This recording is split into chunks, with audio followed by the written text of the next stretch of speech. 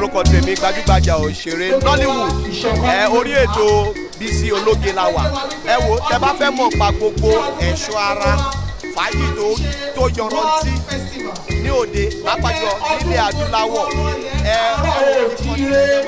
lórí ètò Bisi Ologe ẹ má yí yẹ̀ wò Yẹmí Ṣọdádé ló sọ bẹ́ẹ̀ ẹ jọ̀ọ́.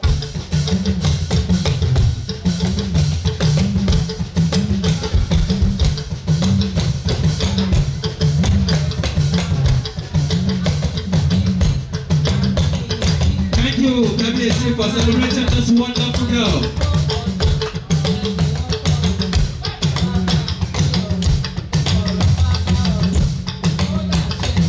Bisi, ma yí wúrà dáadáa.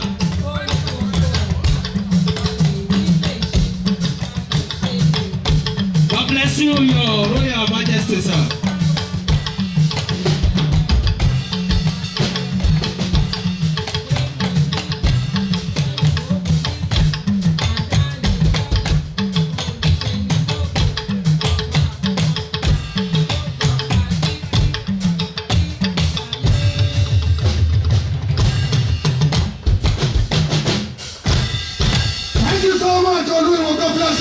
I just don't appreciate the one. How about if I do a general boy?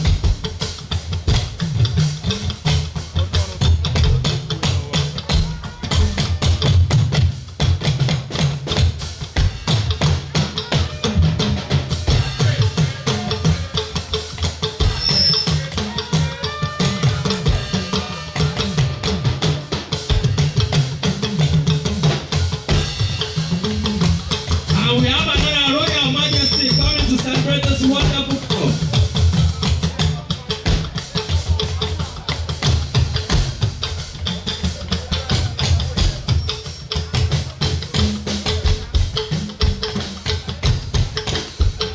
A talking drum in the hand of a very young girl is an important tool in the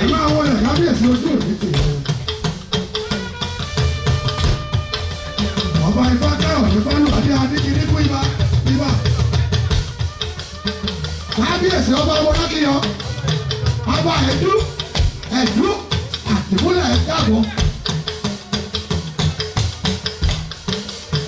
Ẹ pẹ́ bàbá.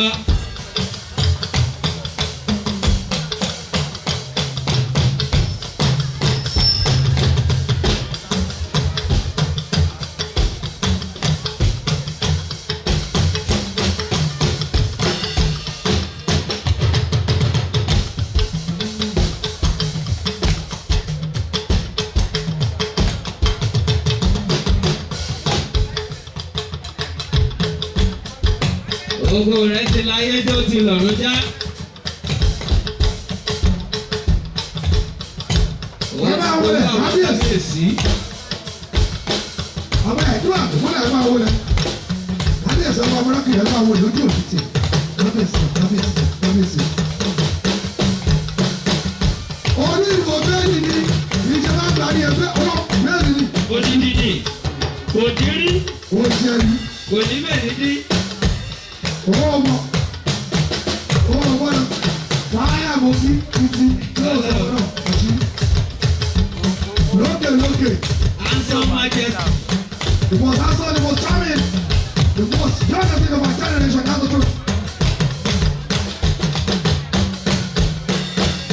Adékiní kú ìgbà, olúfọ́ àtọ́gbọ́ Yorùbá náà yìí. Lókè.